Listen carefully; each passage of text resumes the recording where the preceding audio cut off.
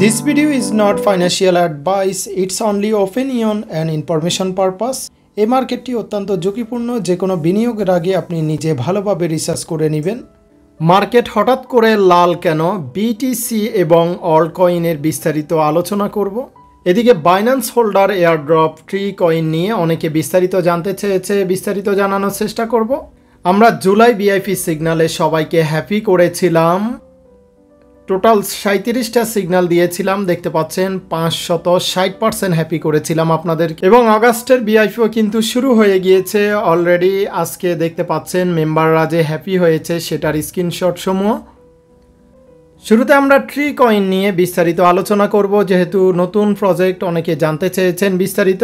Tree coin হচ্ছে decentralise fixed income layer blockchain. এটি একটি বাইন্যান্স হোল্ডার এয়ারড্রপ এবং ডিফাই প্রজেক্ট। যাদের বাইন্যান্সের অফিসিয়াল অ্যাকাউন্ট দরকার তারা আমাদের রেফার দিয়ে অ্যাকাউন্ট করতে পারেন ইউটিউব বাই। আমরা দেখতে পাচ্ছি tree house coin already 500 million TBL total value lock complete করেছে। এটি একটা প্রজেক্টের স্ট্রংনেস প্রুভ করে। ট্রি হাউস কয়েনটি একবার একটু কারেকশনে আসছিল, সেটি প্রাইস আমরা দেখেছিলাম প্রায় 42 সেন্টে এসেছিল। সো বর্তমানে এটি 53 সেন্টে রয়েছে। আমরা সবসময় বলি নতুন কয়েন যখনই লিস্ট হয় তখন কিনবেন না, বিগ একটা কারেকশন নিয়ে থাকে তারপর আপনি কেনার চেষ্টা করবেন আপনার নিজের রিস্ক অনুযায়ী। তবে নতুন কয়েনগুলো হচ্ছে লটারির মতো, অনেকটা হাই হতে পারে, অনেকটা ডাউন হতে পারে, হাই ভলাটিলিটি থাকে এবং হাই রিস্ক থাকে। আপনি জেনে বুঝে আপনার নিজের রিস্ক নিয়ে নিজে কিছু করতে পারেন অ্যানালাইসিস করে। নতুন হোক পুরাতন হোক, আপনি যে কোনো কয়েন অ্যানালাইসিস অথবা কেনার সময় অবশ্যই ডিসিএ অবলম্বন করবেন। ডিসিএ মানে হচ্ছে ডলার কস্ট অ্যাভারেজ, তাহলে আপনার লসের সম্মুখীন তেমন হবেন না। সো আবারও বলবো, নতুন কয়েনগুলো হাই রিস্কই থাকে, আপনি আপনার নিজের রিস্ক অনুযায়ী সিদ্ধান্ত নেবেন। বাই সেল ট্রেড সম্পূর্ণ আপনারই। আমরা যদি বিটিসি লাইভ অ্যানালাইসিসে চলে আসি, এখানে আমরা দেখতে পাচ্ছি বিটিসি কিন্তু আমাদের যে রেসিস্ট্যান্ট ট্রেন্ড লাইন ছিল সেটি থেকে কিন্তু ব্রেক ডাউন করেছে 1 টাইম 2 টাইম 3 টাইম। এই ট্রেন্ড লাইনটা খুবই ইম্পর্টেন্ট ছিল মার্কেট আরও পাম্প করানোর জন্য। ট্রেন্ড লাইন এখানে স্পষ্ট রিজেক্ট হয়েছে, আমরা দেখতে পাচ্ছি রিজেক্ট হয়ে বর্তমানে আমরা দেখতে পাচ্ছি হরিজেন্টাল ডিমান্ড জোনে মার্কেট রয়েছে। সো হরিজেন্টাল ডিমান্ড জোনটা এটি খুবই ইম্পর্টেন্ট মার্কেটের স্টেবিলিটি ধরে রাখার জন্য। আজকে আমরা একটু আগে দেখেছি হরিজেন্টাল ডিমান্ড জোনের নিচেও মার্কেট এসেছে, 1,13,000 এসেছিল, আপনারা এখানে দেখতে পাচ্ছেন। আবার কিন্তু তাৎক্ষণিকভাবে এটি রিটেস্ট করে ফেলেছে আমাদের এই হরিজেন্টাল ডিমান্ড জোনে। সো এই ডিমান্ড জোনটা মার্কেটের সাপোর্ট হিসাবে কাজ করে থাকে। বর্তমানে মার্কেট এই পজিশনে রয়েছে। এখন দেখার বিষয় ব্রেকডাউন হয় নাকি ব্রেকআউট হয় আবার পুনরায় অল টাইম হাই ক্রিয়েট করে। আরেকটি অ্যানালাইসিস আমরা যদি দেখি সেটা হচ্ছে এমএ অর্থাৎ মুভিং অ্যাভারেজ 200।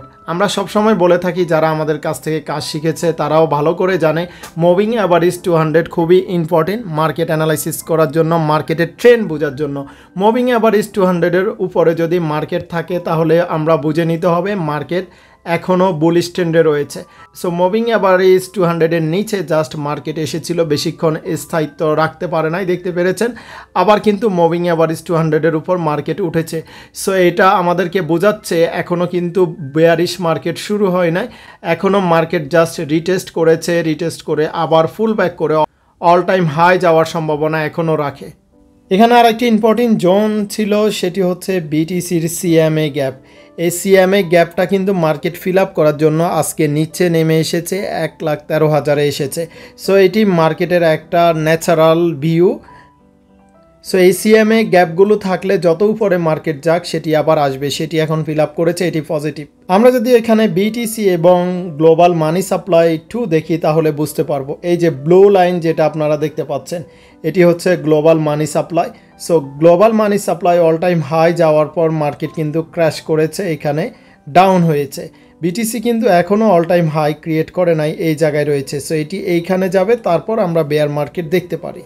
আচ্ছা, এবার আলোচনা করা যাক ইথেরিয়াম। ইথেরিয়াম কিন্তু $4,000 স্ট্রং রেসিস্ট্যান্ট রয়েছে, আমরা দেখতে পাচ্ছি। এই $4,000 ক্রস করা ছাড়া ইথেরিয়ামের নতুন অল টাইম হাই আমরা দেখতে পারবো না, যেটা আমরা স্বপ্ন দেখে থাকি $7,000, $8,000, $10,000, ইভেন $15,000। সো আমাদের এখন দেখতে হবে ইথেরিয়াম কি এইখান থেকে রিজেকশন হয়ে আবার সাপোর্ট জোনে এসেছে কিনা, নাকি এই অল টাইম হাই যে রেসিস্ট্যান্ট রয়েছে $4000 এটি ব্রেক আউট করে পরবর্তী দিকে দাবিত হবে।